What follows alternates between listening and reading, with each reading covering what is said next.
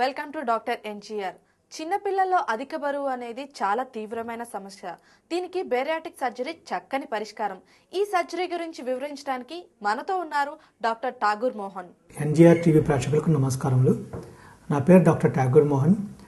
నేను Aware global hospital LB నగర్లో laparoscopic gastrointestinal and bariatric surgeon. ఇవాళ మనం ఊబకాయం గురించి తెలుసుకుందాం. అంటే బరియాట్రిక్ సర్జరీ, దీనివల్ల ఊబకాయం అనేది ఎందుకు వస్తుంది, దానివల్ల నష్టం ఏంటి, దాన్ని ఎలా ప్రివెంట్ చేయాలి, ఒకవేళ వచ్చిన తర్వాత ఎలా ట్రీట్ చేయాలి, మెడిసిన్సా సర్జరీయా, వీటన్నిటి గురించి ఇవాళ మనం తెలుసుకుందాం. ఫస్ట్ అసలు ఊబకాయం అంటే ఏంటి?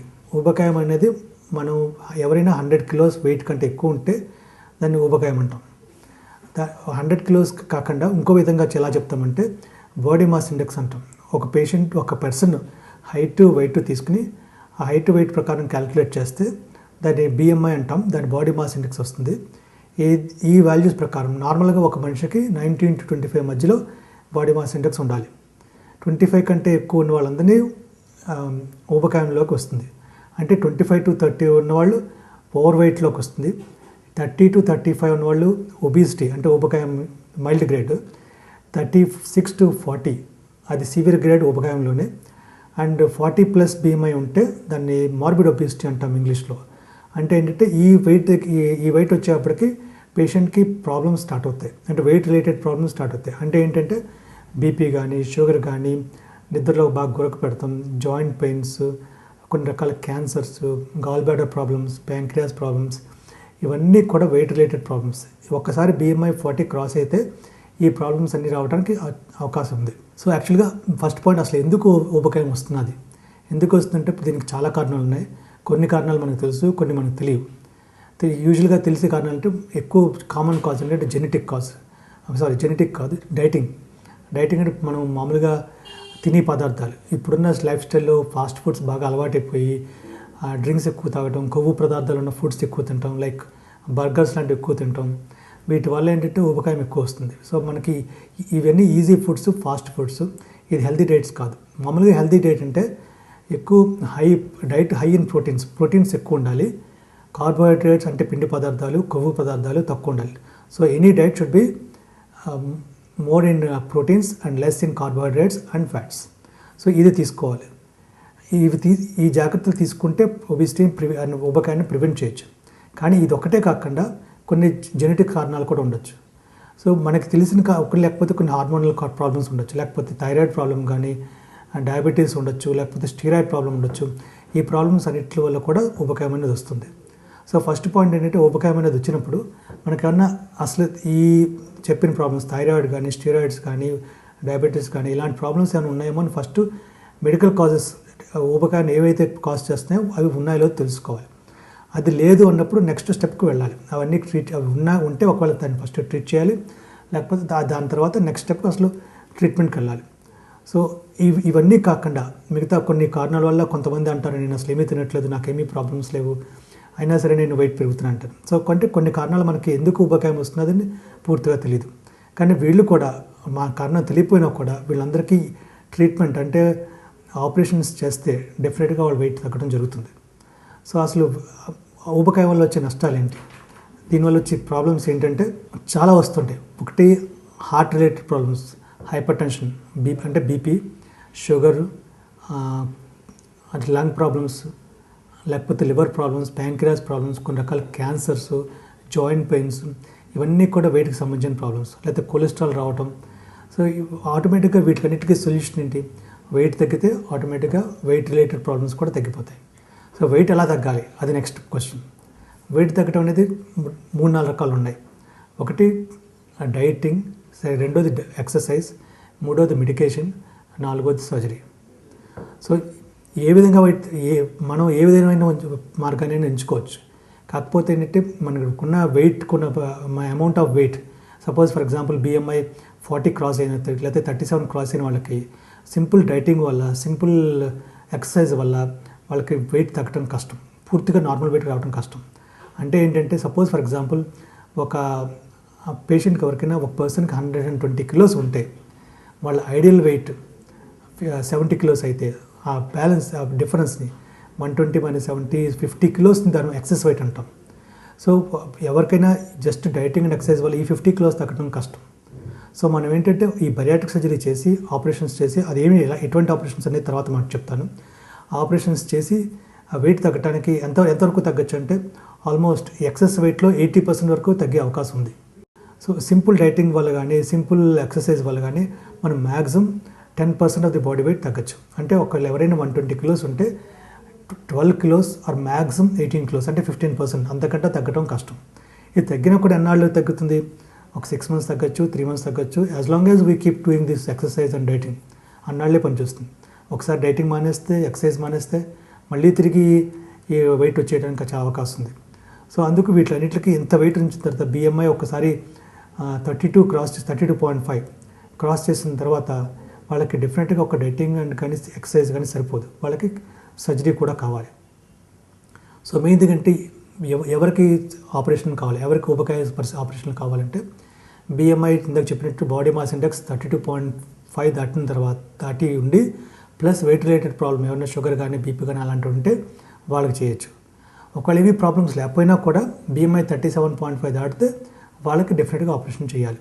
ఎందుకంటే ఒకసారి BMI 37.5 దాటితే ఇప్పుడు ప్రాబ్లమ్స్ లేకపోయినా కూడా వితిన్ షార్ట్ టైం ఈ ప్రాబ్లమ్స్ అన్ని వచ్చే అవకాశం ఉంది. కాబట్టి వీళ్ళకి ప్రస్తుత ప్రాబ్లమ్స్ లేకపోయినా కూడా మనం ఆపరేషన్ చేయాలి.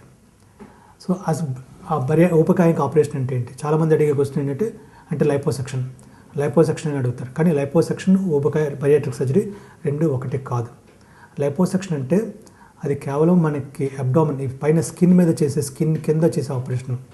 మనం ఒక సక్కర్ పెట్టి ఫ్యాట్ అన్ని సక్ చేసేసి ఫ్యాట్ తీసేస్తాం. దీన్ని లైపోసెక్షన్ అంటాం. ఇది కేవలం బాడీ వెయిట్ తగ్గడానికి కాకుండా బాడీ షేప్ మార్చడానికి ఉపయోగిస్తుంది. దీన్ని రీషేపింగ్ ప్రొసీజర్ అంటారు. కానీ దీనివల్ల వెయిట్ రిలేటెడ్ ప్రాబ్లమ్స్ కూడా ఏమీ తగ్గవు. సో ద బరియాట్రిక్ సర్జరీ అనేది ఏంటంటే అది కడుపు లోపల చేసే ఆపరేషను. కడుపు లోపల ఇంటెస్టైన్స్కి స్టమక్ పైన చేసే ఆపరేషను. వీటి వల్ల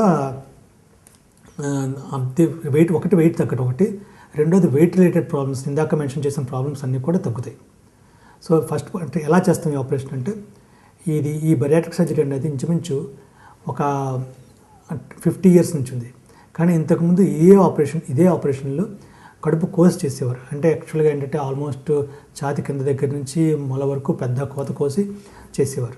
దీనివల్ల ఏంటంటే ఒక ఆపరేషన్ సక్సెస్ అయినా కూడా ఈ పెద్ద కోతకు వచ్చే వల్ల నష్టాలు, లేకపోతే వూండ్ ఇన్ఫెక్షన్స్ కానీ, హెర్నియాస్ కానీ, లేకపోతే ఆపరేషన్ నుంచి రికవర్ అవటం, వర్క్కి బ్యాక్ నార్మల్ వర్క్ వెళ్తే ఇవన్నీ చాలా లేట్ అయిపోతుండేవి. అందువల్ల ఈ ప్రాబ్లమ్స్ ఉండటం వల్ల ఆపరేషన్ వల్ల ఊబకాయ ఆపరేషన్స్ అంతగా క్యాచ్ చేయలేదు. కానీ లాస్ట్ 20 years నుంచి ఈ మనం చేసే విధానం మారింది. అంటే లాప్రోస్కోపిక్ పద్ధతి ద్వారా చేస్తాం. అంటే లాప్రోస్కోపిక్ పద్ధతి అంటే బాడీ మీద చిన్న చిన్న కన్నాలు పెట్టి ఒక 1 centimeter కన్నాలు పెట్టి ఒక కెమెరాస్ ఇంట్రడ్యూస్ చేసి లాంగ్ ఇన్స్ట్రుమెంట్స్ లోపలికి పెట్టి ఒక కెమెరా ద్వారా చేస్తాం. సో దీనివల్ల మెయిన్ అడ్వాంటేజ్ ఏంటంటే ఒకటి పెయిన్ అనేది చాలా తక్కువ ఉంటుంది. హాస్పిటల్లో స్టే అనేది 2-3 days కంటే ఎక్కువ ఉండదు. ఆ తర్వాత వీళ్ళు బ్యాక్ టు నార్మల్ వర్క్ ఇంచుమించు ఆపరేషన్ అయిపోయిన సేమ్ డే కానీ నెక్స్ట్ డే కానీ నడవటం జరుగుతుంది. ఆ తర్వాత వితిన్ షార్ట్ టైం వితిన్ ఏ వీక్ ప్రాబ్లీ కొంతమంది డిటర్మినేషన్ ఉంటే ఇంకా ఎర్లీగా కూడా వర్క్కి వెళ్ళిపోయే అవకాశం ఎక్కువ ఉంటుంది. సో ఈ అడ్వాంటేజ్ ఉండటం వల్ల ఆపరేషన్ సంబంధించిన నష్టాలు బాగా తగ్గిపోయాయి. కాబట్టి రీసెంట్ టెక్నాలజీ ద్వారా లాప్రోస్కోపిక్ పద్ధతి ద్వారా ఈ ఆపరేషన్స్ చేస్తాం. బేరియాట్రిక్ సర్జరీ గురించి మరిన్ని వివరాలు తెలుసుకుందాం. సో అసలు ఏం ఆపరేషన్స్ చేస్తాం? సో మెయిన్గా ఏంటంటే బరియాట్రిక్ సర్జరీ అంటే ఊబకాయానికి 3 రకాల ఆపరేషన్స్ ఉంటాయి. 3 రకాలు, ఒకటి అడ్జస్టబుల్ గ్యాస్ట్రిక్ బ్యాండింగ్, రెండోది వెర్టికల్ స్లీవ్ గ్యాస్ట్రెక్టమీ, మూడోది లాప్రోస్కోపిక్ గ్యాస్ట్రిక్ బైపాస్. అన్నీ కూడా లాప్రోస్కోపిక్ విధానంగానే చేస్తాం. ఇమీడియట్లో బాగా పాపులర్గా ఉన్న ఎక్కువ మంది చేయించుకుంటున్నది లాప్రోస్కోపిక్ స్లీవ్ గ్యాస్ట్రెక్టమీ. అంటే దీనివల్ల అడ్వాంటేజెస్ ఎక్కువ ఉన్నాయి. మిగతా ప్రొసీజర్స్లో ఉన్న కొన్ని కాంప్లికేషన్స్ కానీ నష్టాలు కానీ దీనికి తక్కువ ఉన్నాయి. అందువల్ల at the same time result దీనివల్ల అడ్వాంటేజ్ ఆల్మోస్ట్ మిగతా 2 ఆపరేషన్స్కి ఉన్న అడ్వాంటేజ్ అన్నీ దీనికి ఉన్నాయి. కాబట్టి ఎక్కువ మంది దీన్ని ప్రిఫర్ చేస్తున్నారు. సో ఫస్ట్ ప్రొసీజర్ తీసుకుంటే గ్యాస్ట్రిక్ బ్యాండింగ్. అంటే ఏంటంటే గ్యాస్ట్రిక్ బ్యాండింగ్లో ఒక బ్యాండ్ ఉంటుంది. ఒక బ్యాండ్ లాంటిది అంటే దాన్ని స్టమక్ పై భాగం చుట్టూ లాప్రోస్కోపిక్ విధానం ద్వారా వేస్తాం. ఇది వేసి దీనికి ఒక ట్యూబ్ కనెక్ట్ చేసి ట్యూబ్ ఒక పోర్ట్కి వస్తుంది. ఆ పోర్ట్ అబ్డామిన్ కింద స్కిన్ కింద కనెక్ట్ పెడతామన్నమాట. ఈ పోర్ట్లో మనం ఫ్లూయిడ్ ఎక్కిస్తే ఆ బ్యాండ్ టైట్ అవటం కానీ లూజ్ అవటం కానీ ఉంటుంది. ఫ్లూయిడ్ తీసేస్తే లూజ్ అవుతుంది, ఫ్లూయిడ్ ఎక్కిస్తే టైట్ అవుతుంది. సో బ్యాండ్ టైట్ అయినప్పుడు ఆటోమేటిక్గా మనం అది స్టమక్ మీద ప్రెస్ చేసి మనం ఎక్కువ ఫుడ్ తినలేకుండా చేస్తుంది. ఆ ఫ్లూయిడ్ తీసేగానే లూజ్ అయిపోయి ఎక్కువ ఫుడ్ తినగలం. సో ఈ ఫుడ్ ఎక్కువ తినటం తక్కువ తినటం అనేది అడ్జస్ట్ చేస్తుంది. కాబట్టి ఆ విధంగా వెయిట్ తగ్గడానికి అవకాశం ఉంది. అసలు వెయిట్ ఎలా తగ్గుతుంది లెక్కేస్తే 3 రకాలుగా చెప్పచ్చు వెయిట్ ఎలా తగ్గడం. ఒకటి మనం ఎలా పనిచేస్తాయి ఈ ఆపరేషన్స్. ఒకటి మనం తీసుకునే ఫుడ్ తక్కువ తినేటట్టు చేస్తాయి. రెండోది మనం తిన్న ఫుడ్ కూడా అబ్జార్ప్షన్ అరుగుదల లోపలికి అబ్జార్బ్ చేసుకునే కెపాసిటీ తగ్గిపోతుంది రెండోది. మూడోది హార్మోనల్ మ్యానిపులేషన్ అంటాం. అంటే ఏంటంటే కొన్ని హార్మోన్స్ లైక్ గ్రెలిన్స్ హార్మోన్స్ అని స్టమక్లో ప్రొడ్యూస్ అవుతాయి. ఈ హార్మోన్స్ ఏమంటే ఆకలి ఎపిటైట్ స్టిమ్యులేటింగ్ హార్మోన్స్ అంటే ఆకలి పుట్టిస్తాయి. కొన్ని వేరే రకమైన హార్మోన్స్ ఏంటంటే బాడీలో అవి ఆకలి తగ్గిస్తాయి. ఆకలి తగ్గించడం వల్ల ఏమిటంటే ఇప్పుడు ఈ ఆపరేషన్స్ వల్ల ఆకలి పుట్టించే హార్మోన్స్ని తగ్గించేసి ఆకలి తగ్గించే హార్మోన్స్ని పెంచుతాయి. సో దీనివల్ల ఏంటంటే ఒకటి స్టమక్ కెపాసిటీ తగ్గిపోవటం, ఎక్కువ తినలేకపోవటం, హార్మోనల్ మ్యానిపులేషన్ ద్వారా, మూడోది అబ్జార్ప్షన్ తగ్గడం ద్వారా. ఈ combination of all these things ultimately weight loss జరుగుతుంది. సో మెయిన్లీ ఇప్పుడు చెప్పిన గ్యాస్ట్రిక్ బ్యాండింగ్ అనేది ప్యూర్లీ రెస్ట్రిక్టివ్, అంటే ఓన్లీ తినటం తగ్గించడం మాత్రం చేస్తుంది. రెండో ఆపరేషన్ ముఖ్యంగా ఎక్కువ మంది చేయించుకునే ఆపరేషన్ ఏంటంటే లాప్రోస్కోపిక్ వెర్టికల్ స్లీవ్ గ్యాస్ట్రెక్టమీ. దీన్ని కామన్గా స్లీవ్ అని కూడా అంటాం. ఇందులో ఏం చేస్తామంటే ఒక స్టమక్ షేప్ ఎలా ఉంటుందంటే ఒక బెలూన్లా ఉంటుంది. ఆ బెలూన్లో ఉన్న స్టమక్ని ఒక ట్యూబ్లా చేసేస్తాం, కట్ చేసి లాప్రోస్కోపిక్ విధానంగానే ట్యూబ్లో కట్ చేసి, అంటే ఒక 80% of the stomach 70 to 80% of the స్టమక్ని కట్ చేసి తీసేస్తాం. తీసేయటం వల్ల స్టమక్ ఒక ట్యూబ్లా తయారైపోతుంది. సో తీసుకున్న ఫుడ్ వెంటనే ఈజీగా కిందకు వెళ్ళిపోతుంది. సో ఎక్కువసేపు స్టమక్లో ఉండకపోవటం, ఫుడ్ తినటం, ఒక స్టమక్ కెపాసిటీ కూడా తగ్గిపోతుంది. సో దీనివల్ల ఏంటంటే 2 రకాల బెనిఫిట్స్ ఉంటాయి. ఒకటి ఎక్కువ తినలేము, రిస్ట్రిక్షన్ అంటాం దీన్ని. రెండోది గ్రిలిన్ లెవెల్స్ ఇందాక చెప్పిన ఏవైతే ఆకలిని కాస్ట్ చేస్తాయో ఆ హార్మోన్స్ తగ్గిపోతాయి. సో ఈ 2 ఎఫెక్ట్ వల్ల వెయిట్ తగ్గే అవకాశం చాలా ఎక్కువ ఉంటుంది. సో ఎన్నాళ్ళు పుడుతుంది మనకు వెయిట్ తగ్గడానికి? ఎన్నాళ్ళు అంటే ఇంచుమించు మ్యాక్సిమం వెయిట్ లాస్ రావడానికి 12 to 18 months. సో మ్యాక్సిమం కొంతమంది ఇంచుమించు వెయిట్ లాస్ అనేది ఆపరేషన్ ముందే మనం స్టార్ట్ అయిపోతుంది. 6 monthsకి బాగా వెయిట్ లాస్ వస్తుంది. ఆల్మోస్ట్ 1 year to 18 monthsకి వచ్చేటికి వెయిట్ స్టేబుల్ అయిపోతుంది. ఆ తర్వాత వెయిట్ పెరుగుతామా అంటే, సో మనం ఆపరేషన్ చేయించకపోయినా one thing very important thing ఏంటంటే డైటింగ్ అండ్ ఎక్సర్సైజ్ 2 కాన్స్టెంట్గా ఇప్పుడు చేయాల్సిందే.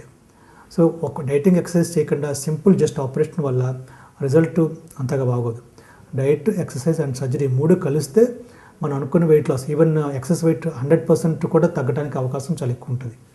సో ఆపరేషన్ తర్వాత కూడా ఈవెన్ ఆఫ్టర్ 18 months తర్వాత ఎన్నాళ్ళు మనం ఈ డైట్ అండ్ ఎక్సర్సైజ్ కంటిన్యూ చేస్తామో అన్నాళ్ళు వెయిట్ కూడా తగ్గి స్టేబుల్గా ఉండడానికి అవకాశం ఉంది. సో చాలామంది కొంతమంది ఆపరేషన్స్ 10 years 15 years తర్వాత కూడా వెయిట్ తగ్గి ఆ వెయిట్ మెయింటైన్ చేయడం అనేది కూడా జరుగుతూ ఉంటుంది. ఒకవేళ అలా కాకుండా మళ్ళీ హై క్యాలరీ డ్రింక్స్ కానీ, ఐస్ క్రీమ్స్ కానీ, బర్గర్స్ కానీ ఇలాంటివన్నీ తొందరగా తినేస్తూ ఉంటే, ఆపరేషన్ తర్వాత తింటుంటే వీళ్ళు మళ్ళీ ఆటోమేటిక్గా వెయిట్ రీగైన్ అయ్యే అవకాశం ఉంటుంది. So main things important thing ఏంటంటే diet and exercise should go along with hand in hand with surgery. So surgery is only part of the overall management of the bariatric surgery. So operation వల్ల నష్టాలు ఏమైనా ఉన్నాయా? అదొకటి. Next operation ఈ vertical sleeve గ్యాస్ట్రెక్టమీకి దీనివల్ల వచ్చే complications అనేవి చాలా తక్కువ. అంటే కాంప్లికేషన్స్ చెప్పుకోవడానికి నెంబర్స్ ఎక్కువ ఉండొచ్చు కానీ వచ్చే అవకాశం చాలా చాలా తక్కువ. సో మనం ఈ స్టమక్ని ఏదైతే కట్ చేస్తున్నామో ఆటోమేటిక్గా ఇది ఒక గన్ ద్వారా చేస్తాం. స్టమక్ని కట్ చేయటం, స్టేపుల్ చేయటం, అంటే క్లోజ్ చేయటం 2 ఒకేసారి జరిగిపోతాయి. ఎప్పుడైతే ఇది ఒక్కోసారి దీని దగ్గర నుంచి లీక్ అయ్యే ఎక్కడైతే స్టేపుల్ చేస్తుందో, ఎక్కడైతే స్టమక్ క్లోజ్ అయిందో అక్కడ లీక్ అయ్యే అవకాశం ఉంటుంది. కానీ ఎంతమందికి ఉంటుంది? 100కి 100 మందికి ఆపరేషన్ చేస్తే 1% ఒకరికి వచ్చే అవకాశం ఉంటుంది. లేకపోతే ఎక్కడైతే కట్ చేస్తామో ఆ ఏరియా నుంచి బ్లీడింగ్ అయ్యే అవకాశం ఉంటుంది. ఈ 2 కారణాలు కూడా ఛాన్సెస్ చాలా చాలా తక్కువ. 1% ఆఫ్ ది పేషెంట్స్లో రావచ్చు. వచ్చినా కూడా దాన్ని మళ్ళీ లాప్రోస్కోపిక్గా ట్రీట్ చేసే అవకాశం ఉంటుంది. సో వీటి వల్ల కాంప్లికేషన్స్ చాలా తక్కువ. ఆ తర్వాత లాంగ్ టర్మ్ కాంప్లికేషన్స్ అనేది మనం వైటమిన్ కాంప్లికేషన్స్ కానీ, B12 కానీ, ఐరన్ కానీ మనం ఎస్టిమేట్ చేసుకుంటూ ఉండాలి వాల్యూస్.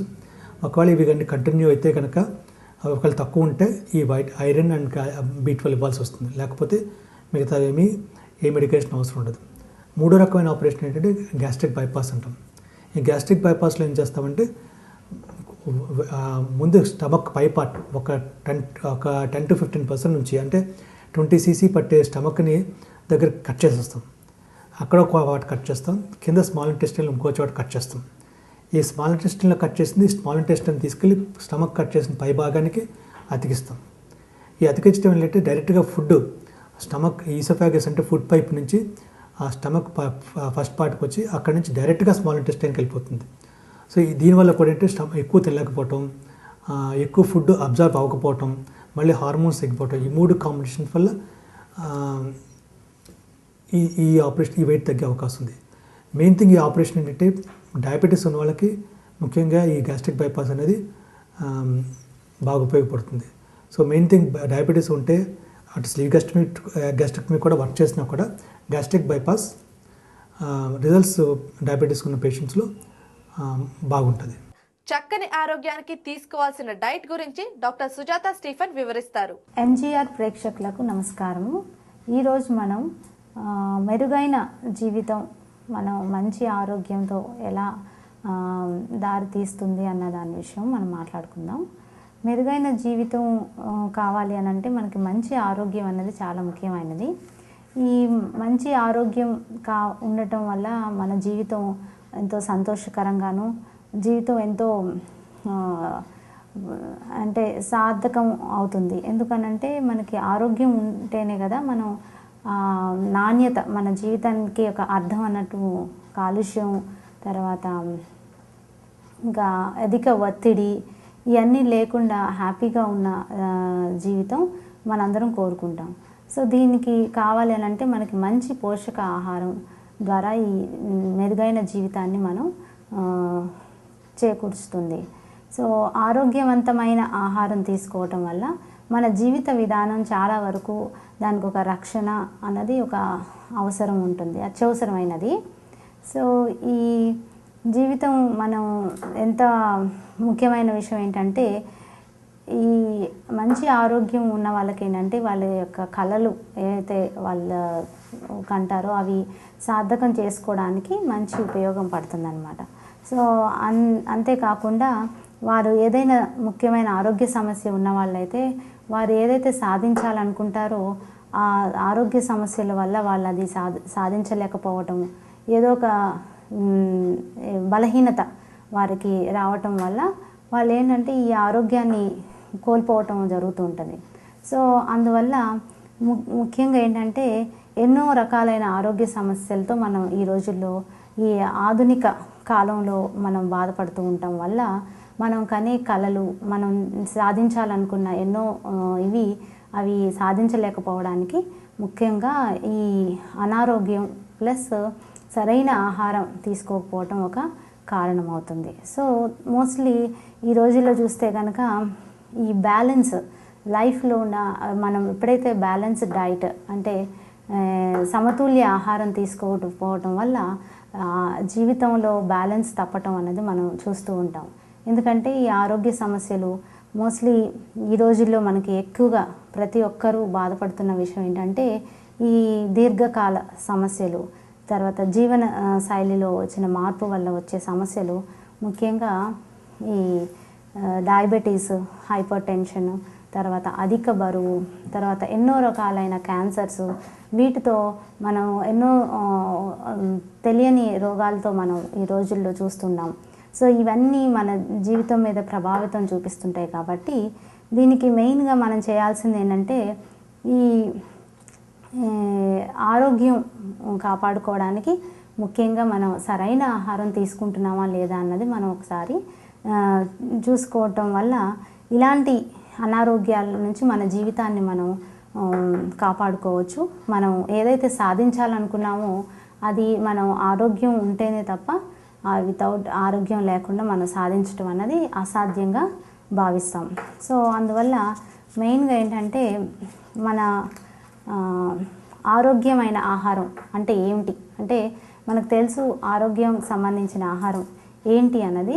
సో ఈ ఆరోగ్యకరమైన ఆహారం అని అంటే దానికి సరైన పోషక మన శరీరానికి కావలసిన పోషణ లభిస్తుందా లేదా ఈ ఆహారంతో, అది మనం ఒకసారి గమనించుకోవాలి. ఈ ఆరోగ్యకరమైన ఆహారం అనగా ఏమిటి? సో ఈ ఆరోగ్యకరమైన ఆహారం అని అంటే మన యొక్క పాత తరాల వారు ఏమైతే తిన్నారో వారు ఏంటంటే అప్పట్లో చాలా సహజ సిద్ధమైన ఆహారాన్ని తీసుకుంటూ ఉండేవాళ్ళు.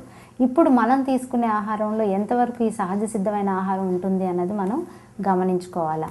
ఎందుకనంటే ఈ సహజ సిద్ధమైన ఆహారం ఈ రోజుల్లో అది చాలా వరకు ప్రాసెస్డ్ అంటే కాలక్రమేణా ఏమవుతుందంటే ఆహారంలో ఈ ఎన్నో రకాలైన కెమికల్స్తో తయారయ్యే ఆహారం మరియు ప్రాసెస్ చేసిన ఆహారం అంటే మనకి న్యాచురల్గా దొరికేవి కాకుండా ప్యాకెట్ ఫుడ్, క్యాన్డ్ ఫుడ్స్, తర్వాత ఎన్నో రకాలైన ఈ కూల్ డ్రింక్స్, జంక్ ఫుడ్స్, ఇవి మన ఆహారంలో ప్రాధాన్యం ఎక్కువ సంతరించుకుంటున్నాయి.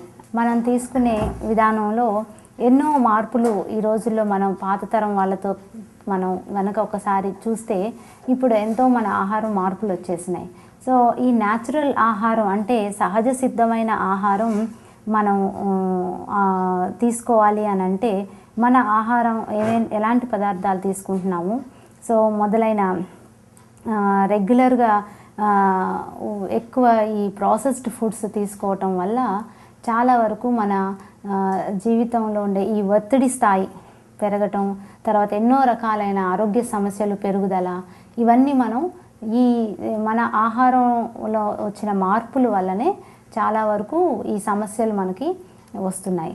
సో మెయిన్ ఏంటంటే ఇవన్నీ స్ట్రోక్స్ అంటే ఇప్పుడు గుండెపోట్లు, తర్వాత మధుమేహం, క్యాన్సర్, ఇలాంటివన్నీ మూత్రపిండాల సమస్యలు, ఇవన్నీ ఏంటంటే మన ఆహారంలో చాలా వరకు ఈ న్యాచురల్ ఫుడ్స్ కాకుండా ప్రాసెస్డ్ ఫుడ్స్ ఇంక్లూడ్ చేసుకోవటం వల్ల మనకి ఈ సమస్యలు రావడానికి దారితీస్తుంది. ఇదండి ఇవాల్టి డాక్టర్ ఎన్జీఆర్ కార్యక్రమం. మరొక ఎపిసోడ్ లో మరొక సమస్యకు చక్కని పరిష్కారంతో మళ్ళీ కలుద్దాం. Until then keep watching NGR. This is Janvi signing of.